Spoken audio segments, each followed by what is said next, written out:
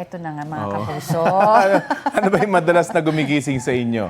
Ikaw, alam ko yung tuta mo minsan, di ba? Oo, malaki na yun. Maliit lang siya talagang breed. Sikoti. Yes, gutom ba? Tilaok ng manok? O talak ni mama? Nako, ibahin nyo raw ang isang taga Cavite na may cute na alarm.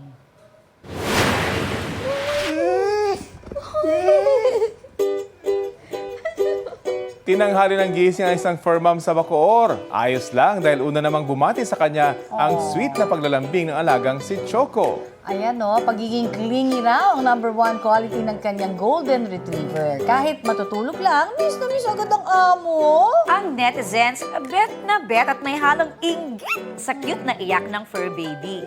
1 milyon na ang views ng video ni Choco, kaya Trending! Parang sikoti rin, Oo, Mare. grabe. Gusto kaya. Magbabiral din Ay, yun. totoo. Ang cute-cute ng mga fur babies talaga.